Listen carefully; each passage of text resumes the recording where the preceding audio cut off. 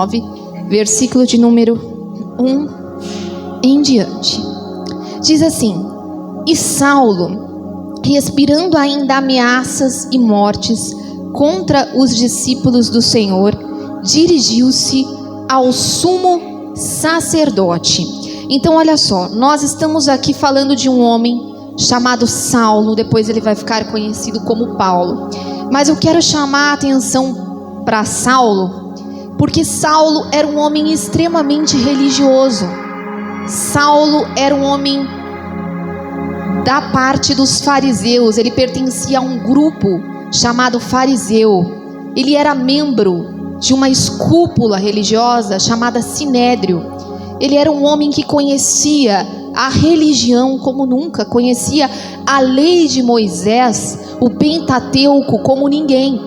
E a Bíblia diz que, em que pese todo o seu conhecimento religioso, ele respirava ameaças e mortes contra os discípulos do Senhor. Queridos, não é a religião que leva alguém para o céu. Não é. Não é o dogma religioso que leva alguém a crer em Deus. Não, não é. Não é a ceia que leva você para o céu. Não é. Não é você ter uma vida com alguns dogmas que vai te levar para o céu, mas o que vai te levar para o céu é a sua fé em Jesus Cristo, é o seu serviço a Jesus Cristo, é quando o seu coração pertence a Jesus, é quando a sua vida é de Jesus. Não é apenas sobre frequentar uma igreja, não é apenas sobre vir a um culto, mas é sobre o Deus que é Deus no seu coração, é sobre o Deus que é Deus na sua vida. É quando você entrega a sua vida para Deus e diz: meu Deus, eu quero te servir. Não é a religião. Muitos se prendem hoje a uma religião, a uma placa de igreja, a uma denominação, a um ritual religioso, e acha que é aquilo que vai levá-lo para o céu. E não é. É quando você se entrega a Jesus. É sobre mais. É sobre quem Jesus é na sua vida. Diga: Jesus é o Salvador da minha vida. É isso que Ele tem que ser. Ele tem que estar dentro do seu coração. Ele tem que estar na sua vida sempre. Então é Jesus, é sobre Jesus. E depois você vai fazer todas as outras coisas. Porque quando você tem Jesus, você vai a uma igreja. Quando você tem Jesus, você frequenta uma igreja. Quando você tem Jesus, você se batiza. Quando você tem Jesus, você participa da Santa Ceia. Quando você tem Jesus, você ora em línguas, você canta. Isso é consequência de quem tem uma vida com Jesus. Diga: eu quero ter uma vida com Jesus. Recebe a minha vida, Jesus. Aleluia. E no versículo de número 2 diz: E pediu-lhe cartas para Damasco e para as sinagogas, a fim de que se encontrasse alguns daquela seita, quer homens, quer mulheres, os conduzisse pelo caminho. Então olha o que ele ia fazer. Ele pediu cartas para prender. A seita é Jesus aqui, tá? Se encontrasse alguém da seita que servisse a Jesus, quer homens, quer mulheres, ele os conduziria presos a Jerusalém. Segunda coisa, aqueles que seguem a Jesus, às vezes, eles são presos. A vida com Jesus não nos exime de passar dificuldades. Talvez o inimigo engane muita gente dizendo: mas se você servisse a Deus, por que você está passando por isso? Mas se a sua vida é de Deus mesmo, por que tanta batalha você enfrenta? Por que você está doente? Por que você está com problema financeiro? E eu lhe digo, a vida com Jesus não nos exime de algumas prisões, não nos exime de dificuldades. A diferença, sabe qual é? A companhia. Diga para a pessoa que está do seu lado: é a companhia. Porque quando Jesus está com você, você passa pela dificuldade. Salmo 23 diz: o Senhor é meu pastor e nada me faltará. Ainda que eu ande pelo vale da sombra da morte, Ele estará comigo. A diferença é que Ele estará com você. Diga: Ele estará comigo todos os dias da minha vida. É Ele que vai estar com você. É Ele. Ele não fala para você, Ele não te promete que você não vai enfrentar dificuldade. Você não vai achar isso na Bíblia. João 16 diz: no mundo tereis aflições, mas tende bom ânimo, eu venci o mundo. Ele diz: eu estarei com você, ainda que você ande pelo vale da sombra da morte, quando passares pelo fogo, eu serei contigo, e quando passares pelas águas, elas não te submergirão. Diga glória a Deus. Ele está com você. A diferença está na companhia, porque quando não temos Cristo, na hora da dificuldade caímos, mas quando temos Cristo, na hora da dificuldade nos levantamos. Diga: é sobre levantar com Cristo. É sobre levantar com Cristo. Então, os cristãos, eles eram perseguidos, homens, mulheres, grávidas, presos. E a Bíblia diz no versículo de número 3: e indo no caminho, aconteceu que, chegando perto de Damasco, subitamente o cercou um resplendor de luz do céu. Então ele tinha um objetivo. O objetivo era ir e levar homens e mulheres presos para Jerusalém. Esse era o objetivo dele. Mas a Bíblia diz que quando ele estava indo, ele foi paralisado, porque um resplendor do céu o paralisou e impediu ele de prosseguir naquele propósito. E eu vou falar para você, tem muito propósito que às vezes Deus impede na sua vida, porque Ele não quer cumprir o seu propósito, Ele quer cumprir o dele. Às vezes nós temos propósitos no nosso coração, às vezes nós temos objetivos dentro do nosso coração, que nós traçamos sem consultar a Deus, sem perguntar para Deus se é aquilo que Ele quer para a gente, se é aquilo que Deus tem para a gente, se é aquela pessoa que eu tenho que casar, se é aquele emprego que eu tenho que aceitar, se é aquele negócio que eu tenho que fechar. E aí sabe o que acontece? Deus vai lá e impede aquele propósito, porque Deus, Ele tem o propósito dele, e a Bíblia diz que os planos de Deus, eles são infinitamente maiores. A Bíblia diz em Jeremias 29, eu bem sei os pensamentos que tenho a vosso respeito, e são pensamentos de paz e não de mal, para vos dar o fim que esperais. Às vezes você tem um propósito no seu coração, mas Deus vai lá e impede e diz: não é esse o propósito, é o meu propósito, é a minha vontade, para te dar o fim que você espera. Diga glória a Deus. Diga: é a vontade dele que eu quero. Nós precisamos estar com o coração aberto para a vontade de Deus, e não apenas para o nosso propósito, e não apenas para o nosso querer. Deus foi lá e impediu o propósito de Paulo, bloqueou o caminho de Paulo. E eu digo para você, faça uma oração, diga: bloqueia tudo, Jesus, que não for teu na minha vida. Eu não quero que dê certo se não for teu, porque se não for teu e der certo, vai dar ruim. Eu quero que dê certo apenas aquilo que for teu. Essa tem que ser a nossa oração.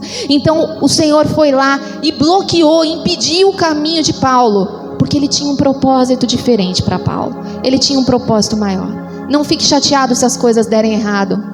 Deus está dizendo: algumas coisas sou eu, porque eu tenho um propósito maior na sua vida. Levante as mãos e diga: Deus tem um propósito maior na minha vida, na minha casa, no meu trabalho e em tudo que é meu, em nome de Jesus, aleluia. E a Bíblia diz no versículo 4: e caindo em terra, ouviu uma voz que lhe dizia: Saulo, Saulo, por que me persegues? Ele caiu em terra. E eu digo para você que existem quedas que Deus permite na nossa vida para nos colocar de volta na rota. Às vezes Deus permite que nós venhamos a cair para nos levantar depois. Às vezes Deus permite quedas na nossa vida para nos colocar no caminho que Ele tem para nós.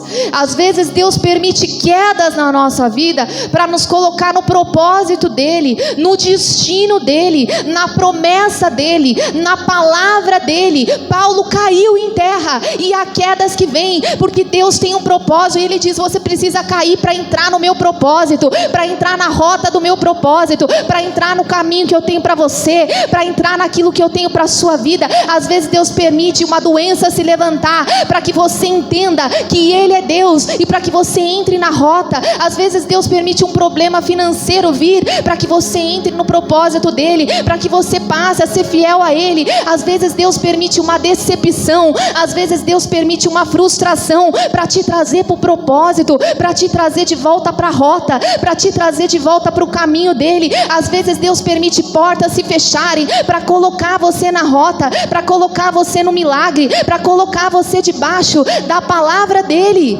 Às vezes Deus permite que venhamos a cair em alguma área da nossa vida, porque Ele nos quer no propósito, porque Ele nos quer na rota, porque Ele nos quer na presença dEle. E Paulo então precisou cair para voltar para o propósito. Existem decepções e frustrações que às vezes vêm. É quando você se decepciona com alguém e Deus diz: isso te feriu, você caiu, mas você vai voltar para a rota, você vai voltar para o teu propósito. É quando você fica triste por algo, uma porta se fecha, você não entende, você cai ali e Deus te diz: opa, volta para a rota, volta para o propósito, volta para o milagre, volta para o caminho.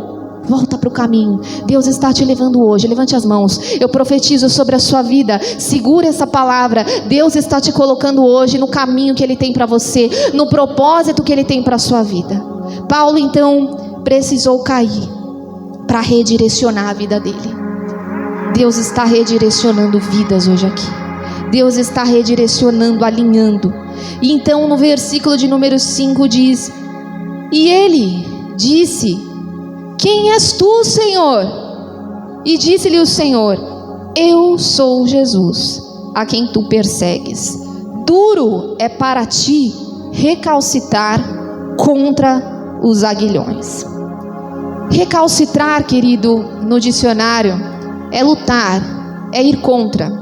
O aguilhão, ele era uma lança utilizada de metal, ou de prata, ou de cobre, que o carroceiro usava para colocar o gado no caminho.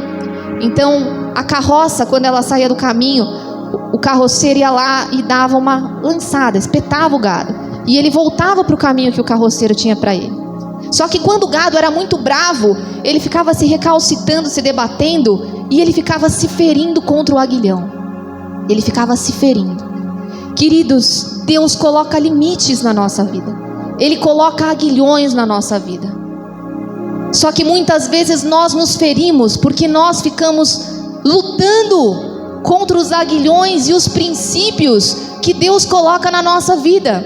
Deus diz: esquecei-vos das coisas passadas e não considereis as antigas. É um princípio, é uma palavra. E Ele coloca essa palavra sobre mim e sobre você. Mas tem muita gente que fica recalcitrando, lutando contra essa palavra, e fica se ferindo com o passado.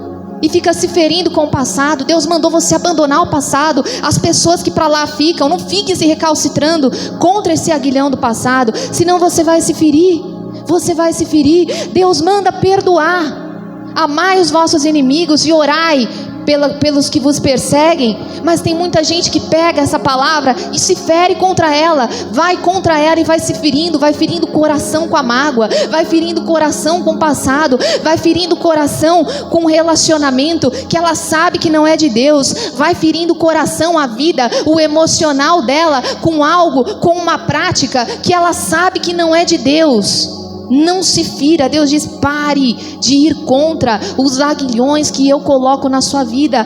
Pare de ir contra a palavra que Deus falou no seu coração. Pare de ir contra os princípios que Deus colocou sobre você. Não olhe para o passado. Quanto mais você olhar, mais você vai se ferir. Não olhe para as pessoas que ficaram lá e te ofenderam. Quanto mais você se lembrar, mais você vai se ferir. Não olhe para os relacionamentos que se frustraram. Não olhe para as perdas. Deus mandou você esquecer. Quanto mais você se lembrar das perdas, mais você vai se ferir, mais você vai ir contra o aguilhão. E Deus diz: pare.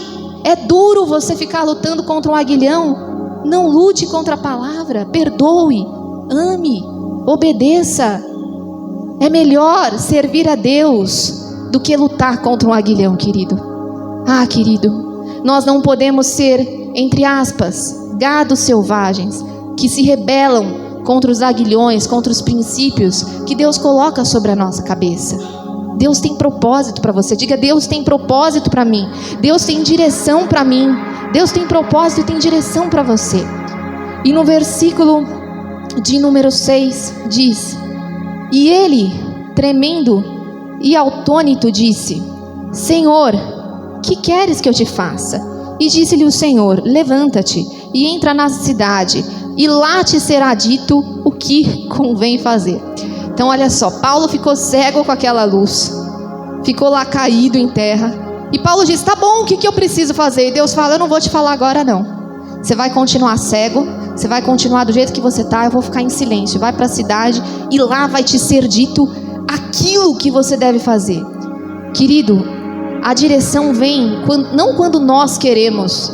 A direção vem quando nós estamos alinhados com Deus. E às vezes Deus, ele fica em silêncio. Às vezes você quer que Deus te responda hoje uma coisa e Deus está dizendo: não, vai para a cidade, espera que eu vou dizer na hora certa. Às vezes nós queremos que Deus responda algo na hora que nós queremos. Às vezes nós queremos um milagre, a cura, a restauração, a prosperidade na hora. E Deus está dizendo: não, vai para a cidade. Primeiro se alinha, primeiro entra na rota, primeiro obedece o meu propósito e depois vai te ser dito aquilo que você tem que fazer. É na hora certa. Levante as mãos e diga: é na hora certa que Deus vai me dar a direção, que Deus vai falar comigo. Não é na hora que queremos, não é na hora que desejamos que Deus vai fazer o milagre. É na hora que Ele quiser, e Ele vai te dar a direção na hora certa. Diga: glória a Deus, glória a Deus. E no versículo de número 10 diz: e havia em Damasco um discípulo chamado Ananias, e o Senhor lhe disse: Ananias.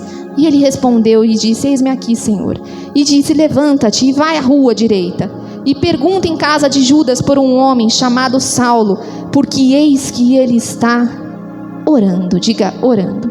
A direção vem, querido, quando você está orando. Ele estava lá cego, mas ele estava orando. Às vezes nós estamos quebrados, mas Deus está dizendo: ore. Às vezes quebrados, às vezes cegos, às vezes caídos, mas é preciso estar orando. É preciso estar orando. Diga: é preciso estar orando. Pastor, eu estou quebrado, então comece a orar. Pastor, eu estou frustrado, então comece a orar. Pastor, eu estou decepcionado, então comece a orar, porque Deus vai liberar a direção na sua vida. Diga: Deus vai liberar a direção na minha vida. E no versículo de número 13 diz: e respondeu Ananias: Senhor, muitos males eu ouvi acerca deste homem, que tem feito em Jerusalém aos santos, e aqui tem o poder dos principais dos sacerdotes, para prender os que invocam o seu nome. E disse-lhe, porém, o Senhor: vai, porque este é para mim um vaso escolhido. Diga: vaso escolhido. Queridos, Ananias enxergava Paulo como alguém que não tinha jeito. Ele diz: esse homem, Deus, entre aspas, é uma peste, Deus. Esse homem vai prender todo mundo, vai matar todo mundo. Esse homem não tem jeito. Esse homem é muito ruim.